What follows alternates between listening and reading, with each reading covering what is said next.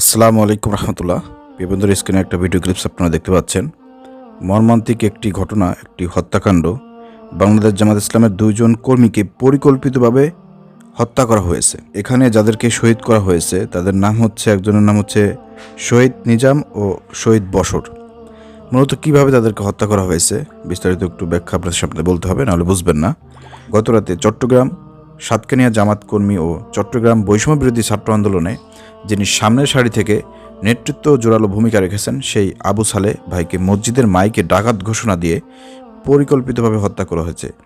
দুজন জামাতের এই কর্মীকে আসলে তাদেরকে হত্যা করার উদ্দেশ্য গ্রামের একটা অদূর একটা গ্রামে সালিশি বৈঠকের বিচারক হিসেবে ডেকে নিয়ে গিয়ে সেখানে হৈ হুল্লোড় রটিয়ে মাইকে ডাকাত ঘোষণা দিয়ে পরিকল্পিতভাবে হত্যা করা হয়েছে।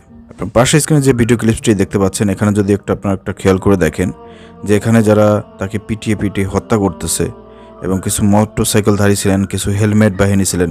তো এই যে হেলমেট পরে পিটাচ্ছে, মারতেছে এবং আশেপাশে যাদেরকে দেখতে পাচ্ছেন, এখানে কিন্তু উৎসুক জনতা আমার কাছে মনে হচ্ছে না।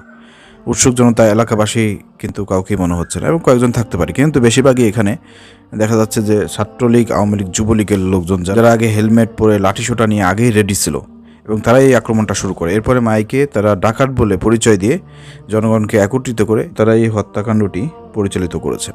ইতিমধ্যে সোশ্যাল মিডিয়ায় এই ভিডিওটি ভাইরাল।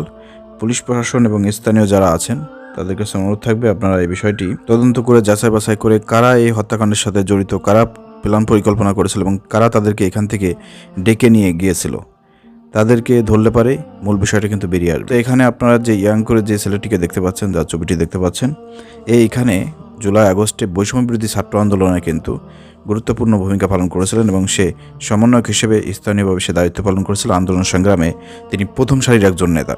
মূলত তাকে এবং তার সঙ্গে থাকা ওই লোকটিকে টার্গেট করেই এই ধরনের ঘটনা ঘটানো হয়েছে।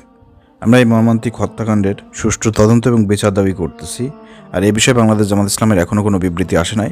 এ বিষয়ে বাংলাদেশ জামাত ইসলামের পক্ষ থেকে কোনো বিবৃতি এবং কোনো পদক্ষেপ, কোনো কর্মসূচি আসতে পারে, অবশ্যই আপনাদেরকে জানিয়ে দেওয়া হবে। এই ভিডিও থেকে একটা সতর্কবাণী, অবশ্যই সবাইকে খেয়াল রাখতে হবে। এভাবে পরিকল্পিতভাবে আওয়ামী লীগ, ছাত্রলীগ, যুবলীগ সারা বাংলাদেশের বিভিন্ন প্রান্তে ডাকাতের মতন ঘটনা ঘটিয়ে, অথবা এই যে এইভাবে পরিকল্পিতভাবে তাদের টার্গেটকৃত ব্যক্তিদেরকে ডাকাত পরিচয় দিয়ে অথবা গ্রামবাসীকে উস্কে দিয়ে এই ধরনের ঘটনা ঘটাতে পারে। এ বিষয়ে সারা বাংলাদেশের সবাইকে সচেতন হতে হবে যে ডাকাত বললে পারেই তাকে ধরে মারপিট শুরু করবেন, ডাইরেক্ট হত্যা করে ফেলবেন। বিষয়টি আপনাদেরকে বলবো, আগে যাচাই বাছাই করবেন, তাকে চেনেন কিনা, তার নাম জিজ্ঞাসা করবেন। একবারে হুজুগে বাঙালির মতন সবাই মারতেছে বলে আপনি গিয়ে মারবেন, এই বিষয়টি খেয়াল রাখবেন। মনে রাখবেন, যদি একটা ভুলের কারণে আপনার হাত ধরা একজন ভাই ক্ষতিগ্রস্ত হয়, একজন ভাই যদি নিহত হয় আপনার একটা মারের জন্য, এর জন্য কিন্তু আপনি দায়বদ্ধ থাকবেন।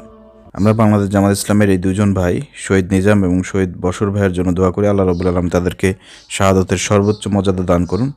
আর তাদেরকে যারা পরিকল্পিতভাবে হত্যা করেছে তাদেরকে দ্রুত খুঁজে বের করে আইনের আওতায় এনে সর্বোচ্চ শাস্তির দাবি জানাচ্ছি। এ বিষয়ে যদি সরকার কোনো গড়িমসি করে তাহলে বাংলাদেশ জামাত ইসলামের পক্ষ থেকে কঠোর কর্মসূচির ঘোষণার আমরা দাবি জানাচ্ছি। ধন্যবাদ সবাইকে। আসসালামু আলাইকুম রহমতুল্লাহ।